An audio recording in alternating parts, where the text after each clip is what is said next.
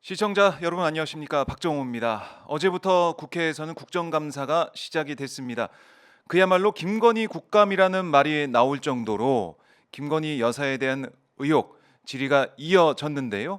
여기다가 윤석열 대통령 부부의 공천 개입 의혹 핵심 인물인 명태균 씨가 언론과의 인터뷰를 이어가고 있습니다. 특히 이런 얘기를 했다고 합니다. 한 달이면 하야하고 탄핵일 텐데 감당되겠나라고 자신이 검찰 조사를 받게 되면 검사에게 묻겠다라는 말을 했다는 겁니다. 그만큼 자신의 입이 열리게 되면 이 정권이 무너질 수 있다. 이렇게 얘기한 걸로 풀이가 되는데요. 과연 뭐가 있길래 이런 얘기까지 나오는지 전국이 어수선합니다.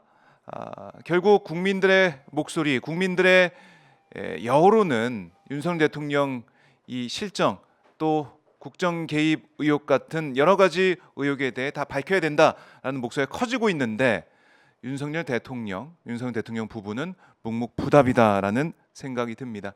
자, 오늘도 박종희 핫스팟에서 이슈들, 현안들 하나씩 다 분석을 해드리고 현장도 함께하겠습니다. 자, 먼저 손병관 기자와 함께 뉴스 정리해보죠. 손병관 기자 전화로 연결되어 있습니다. 손 기자 안녕하십니까? 네, 손방환입니다. 네. 자, 뭐 여러 가지 뉴스가 있지만 어제 국감이 시작되면서 보니까 동행 명령장이 직접 집행되는, 그러니까 동행 명령장을 전달하러 가는 국회의원들도 눈길을 끌고 김건희 여사 관련된 여러 가지 의혹에 대한 질의가 이어졌는데요. 특히 21g이 주목을 받고 있습니다. 어떻습니까? 예, 20g은 이제 대통령 관저 공사 관련해가지고 오마이뉴스가 처음 보도할 때부터 계속 주목받았던 업체인데, 네, 이 김건희 씨가 운영했던 코바나 콘텐츠라는 업체를 후원했다는 회사잖아요. 네, 예, 그동안 여러 가지 의혹들이 나왔는데, 이제 대통령실에서도 제대로 답변도 안 하고, 이 업체에서도 여기서 답하지 않아주고, 결국 이제 국감에서도 굉장히 중요한 어떤 메뉴로 올라왔는데, 아마 대표가 두 분이신가 본데, 네, 이분들이 이 첫날 이제 증인으로 채택되고 나서도 안 오셔가지고, 원래는 이제 국회 사무처 직원이 이제 동행명령장을 이제 전달하러 가는데, 이 국회의원들도 좀 아무래도 처음 있는 일인 만큼 이제 직접 좀 상황을 살피려고 같이 따라간 네, 거거든요.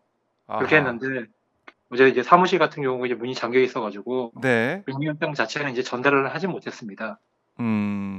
그래서 저희도 이제 오마이TV에서 현장을 중계하기도 했었는데 뭐 갔더니 우편물도 밖에 좀 쌓여 있는 것 같고 사무실 문을 두들겨도 뭐 인기척이 느껴지지 않는 그런 상황이었습니다. 결국 뭐 전달을 못 하고 그냥 돌아오고 야당 의원들이 그냥 성토하는 그런 뭐 말을 하고 이렇게 끝났는데 이거 명령장 전달 안 되면 그냥 뭐 이렇게 끝나는 겁니까? 어떻게 되는 겁니까? 예, 뭐, 일단은 이 불출석 증인들에 대해서 어떻게 할지에 대해서는 이제 국회 증언감청법에 따라 가지고 네.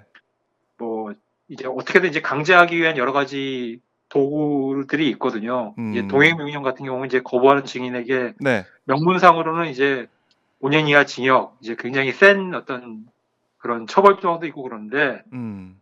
문제는 이 법조항이라는 게 네. 좀 여러 가지 어떤 증인들의 어떤 사정을 봐줄 수 있는 그런 디테일들이 있다는 거예요. 예, 음. 이를테면은 뭐 불출석한 이유가 있는데 이것이 네. 이제 정당하냐, 이제 좀 비정상적이냐 이런 걸 해야 되는데 그것도 뭐 불출석할 만한 이유가 있다 이렇게 사유가 되면 이제 빠져나갈 수도 있고 아하.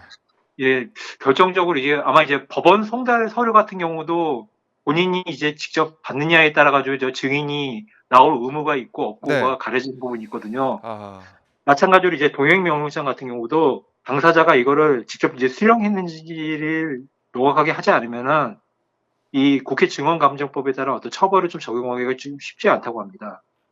그래요. 그러면은 뭐 이게 동행 명령 발동해도 그냥 뭐 흐지부지 되고 넘어갈 수 있는 그런 빠져나갈 구석이 많다는 거 아니에요? 그렇죠? 예, 제가 아마 이 증언감정법에 따라서 이제 구인장이 몇 번 발부된 적이 있는데 네. 그게 아마 당사자 어떤 신병을 좀 운 좋게 이제 국회 사무처에서 확인을 해가지고 음. 이제 당사자 접촉해가지고 좀 직접적인 압박을 통해서 온 경우는 있어도 네. 이번처럼 아예 이렇게 작정하고 나는 절대 안 나가겠다 이렇게 하는 분들이 아, 뭐 서류도 안 받겠다 이럴 경우까지 그런 거에 어떤 여론의 압박을 받아가지고 나온 케이스는 없었던 것 같아요. 그래요. 예. 그런 걸 또 의식을 한 분이라면은 뭐 음, 이런 식으로 이렇게 사무실 폐쇄하고 네. 수령 거부하고 이렇게까지 나올까 하는 생각도 드네요. 21g 대표 뭐 출석을 하지 않고 있는 상황인데 이게 이어질 가능성이 크고 그 말은 뒤집어 놓고 보면 21g 대표들의 입이 열릴 경우에는 좀 뭔가 이번 정권에 어떻게 보면 타격이 되는 일도 있을 수 있겠다. 이렇게 우리가 예측할 수 있는 거 아니겠습니까? 예, 사실 이제 김건희 씨를 둘러싼 여러 가지 의혹들이 있는데 네. 이 사건들의 대부분 어떤 공통적인 특징이 음. 윤석열, 김건희 두 분이 아니면은 누구도 제대로 해명할 수 없는 사안들이라는 아, 거예요. 그래요. 심지어 뭐 대통령실에서도 지금 외유 중에도 여러 가지 의혹이 나와가지고 대통령실 네. 관계자가 익명으로 얘기를 해주잖아요. 음. 근데 뭐 그분조차도 이를테면 명태균 씨 같은 경우는 언제부터 언제까지 네. 이 서초동 아크로바스타 아파트에서 만났는지 그 디테일을 모르고 그냥 답하니까 물어보니까 답한다 이 수준으로만 얘기를 하잖아요. 그렇죠. 마찬가지로 이 대통령 하저 이제 음. 신축한 의혹 같은 걸 관련한 경우도 네. 이거를 이제 실무적으로 아는 이제 연결점이 이제 김건희 씨고 거기에 따라 가지고 이게 시행한 사람들의 이 회사 음. 대표들인데 뭐 김건희 씨 지금 외국 나와버리고 이분들 안 나오면은 그냥 거기서 막혀버리는 거죠. 하하.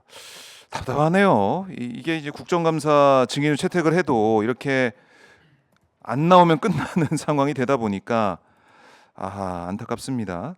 네, 자, 그런 면에서 정말 진짜 중요한 게 음. 역시 이런 식으로 막혔을 때 이제 열어주는 게 이제 검찰 같은 강제 수사권을 가지고 있는 조직이거든요. 네. 근데 뭐 이 상황을 거의 다 인지를 하면서도 음. 아무것도 안 하니까 그러니까 이제 검찰이 욕을 먹는 거죠. 그래요. 아, 자, 21g 대표가 좀 어디에 있는지 너무나 궁금하고요. 그리고 짧게 이것도 좀 볼까요?